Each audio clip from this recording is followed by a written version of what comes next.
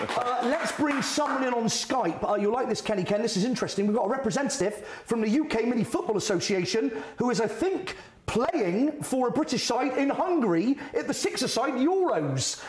Who's there? Hello, sir. What's your name? My name's Tim Ollerenshaw. I'm a bit old to play, though. Oh, sorry, baby. It's all right.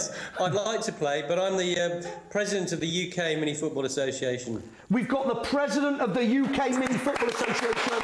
All right. On the Skype. Sorry, was it Tim? Tim, yep. So, Tim, are you currently Skyping us from Hungary? Correct, yeah. Which is where the six-a-side Euro tournament is currently taking place, is that right? That's right, yep. How are we doing? How do we do what? How are we doing in the tournament? Oh, right. Well, the UK have got 3 teams in the tournament. Okay. Wales, England and Scotland. Right. And at the moment, the group stages are almost complete and all 3 teams are hopefully going to qualify. Wales and England have qualified. That's fantastic. Scotland are going to qualify as well. Scotland probably qualify, provided the last game tonight goes in their favour, yeah. Okay, so they need somebody to beat somebody to go through. But who are they playing? San Marino? There's always a chance, but no, San Marino are sadly not in the tournament. So who's playing tonight then? What do we need to see happen in order for Scotland to go through? So Bosnia are playing Ukraine, and we need Bosnia to win, basically, for Scotland to go through. So if Bosnia win tonight in the six-a-side Euros, then Scotland will go through? As well. Yeah. This is fantastic. So, Tim, tell us a little bit more about the six-a-side Euros and tell us how it compares to Euro 2016. Is it, like, massively different aside from the numbers? Well, I mean, obviously it's mini-football, which means it's 6-a-side. That's not little people, it's 6-a-side footballers. Well, I thought you had Mata playing out there. Isn't Mata playing? I haven't seen him. He may be there, disguised. And so it's obviously on a smaller pitch. Be honest, Tim, is it a dwarf tournament? Is it a dwarf tournament? It's not a dwarf tournament. And as I'm head of discipline, I could have you disciplined for that comment. I should be disciplined. Although, just to be clear, dwarf is the correct terminology. So, thank you very much. Back to you, Tim. Yes? Yeah. Yes? Warwick Davis is a close personal friend. I think your question was, how does it compare? Yes, sir. Well, there are 32 teams.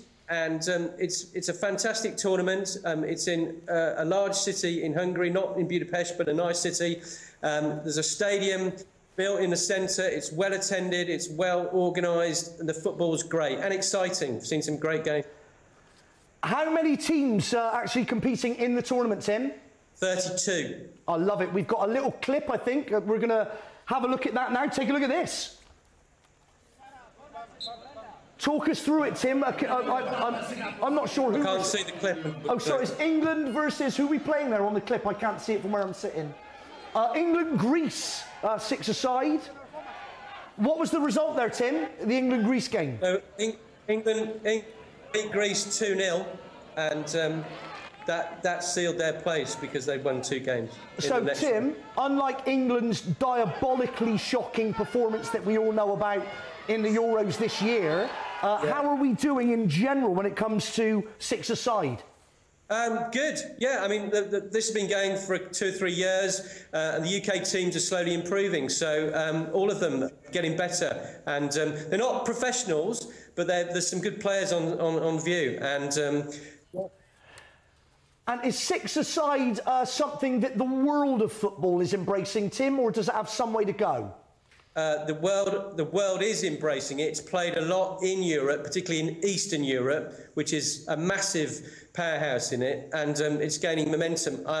So yeah, I think the swell in Europe is probably the biggest place for it, and it's different from futsal. But you know, so the South American countries have got different aspects on it. But yeah, it's gaining a lot of ground. More people play in the UK now than 11-a-side football. Is that true? Yeah. More people, that's an interesting statistic, more people play six-a-side. You know, all the affiliated leagues and everything. There's about 200,000 people. And I believe that's more than, you know, play every Sunday morning in English football. If you play six-a-side, if you're involved in six-a-side, we'd love you to get in touch. Tweet us at FanTV UK, #FanTV. Who are the current Euro champions, Tim? Romania. They've been the champion for a long time. How long? I believe England are playing Romania in the next round, so that's a toughie. But, you know, I think England have got a good chance this year, yeah. What's your prediction, England-Romania next round, Tim? Well, I've got to be positive, and I am positive, and I think England will just shade it by a goal. When was the last time Romania got beat in international competition? In six-a-side? Yeah.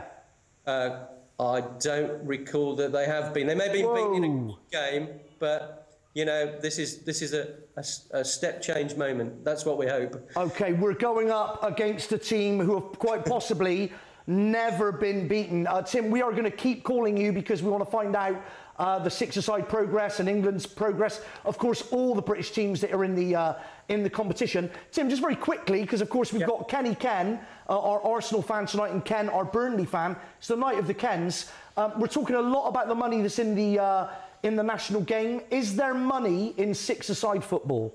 Not a huge amount. No, not at the moment. No. Do any of the six-a-side players play full time? Are they able to be?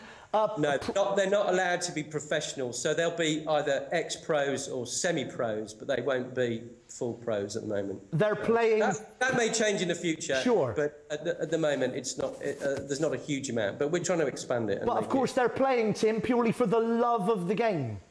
The love and the accolade and the picking up the trophy. You know. That's come on! Is it a nice trophy?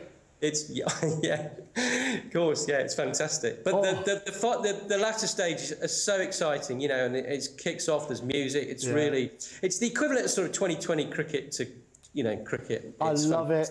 Have to say though, Tim, he didn't sound convinced about that trophy. Yeah. No, the trophy's great. Yeah.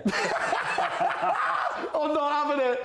Tim, thank you so much. We want to speak to you again, brother. Thank you so much for Skyping in. It's a long road for those teams, but we hope that they all meet up at some kind of interchange, you know, some spaghetti. Quite right. Tim, good luck, brother. We'll speak to you again soon. Tim, everybody. Thank you very much.